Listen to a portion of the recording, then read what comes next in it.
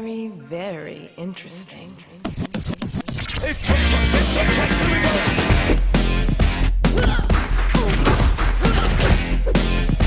Everyone has inscrutable aspects about them if you look hard enough. In my own case, I'm a devout fan of tactical RPGs, turn-based strategy, and other games that feel like chess with more interesting pieces. But I have a warm, yet inexplicable place in my heart for snowboarding games.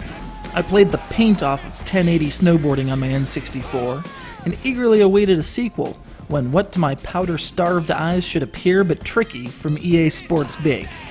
I'm sorry. Big.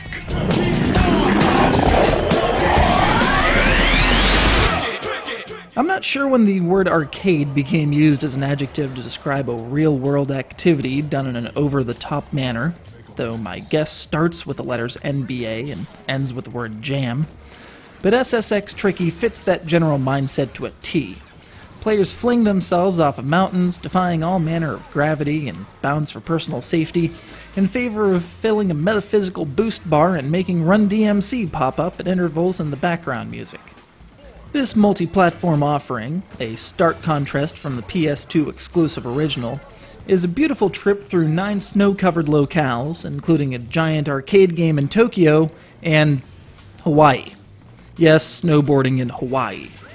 The game presumes a huge super snowboard cross organization responsible for billion-dollar endorsement deals, television contracts, and the maintenance of such absurdities as a snowboard course in Hawaii. But that's all backing material. The net result is a healthy stock of courses, each with plenty of hidden paths and shortcuts for those unafraid to vault a few parked cars or grind the top of a billboard, though some courses are a little too similar to their original SSX counterparts.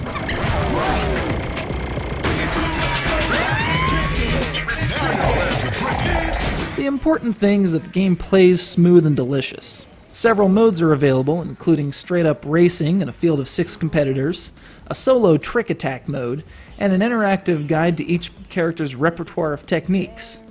As you go, you unlock new boards and outfits and gain points to boost that character's stats. 12 boarders fill out the game's roster, each with their own rivalries and motivations.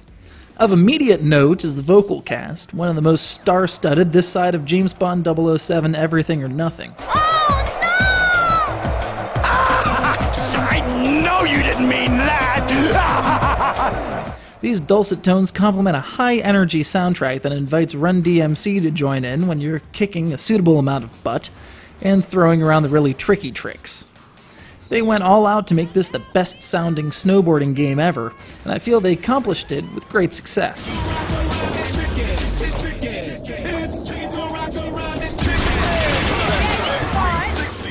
The whole game has an air of paradoxical authenticity, from the announcers to the reactions of the competitors on the tour. Knock down an opponent enough times and they'll start to develop a grudge, but each of those knockdowns rewards you with a full boost bar and a satisfying ding sound. Karma is in your hands. Do not abuse it, unless you think you can get away with it. It really creates a believable setting for this unbelievable experience. I've seen what a human body does at terminal velocity, and no thickness of powder or no amount of awesome tricks should allow this madness to continue. But it's arcade-style snowboarding, so it's okay.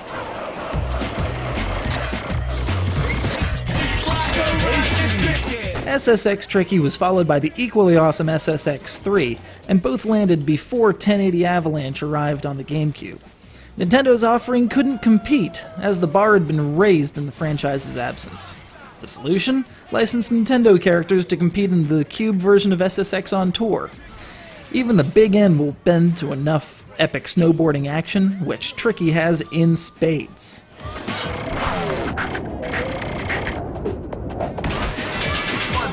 Misty serving 20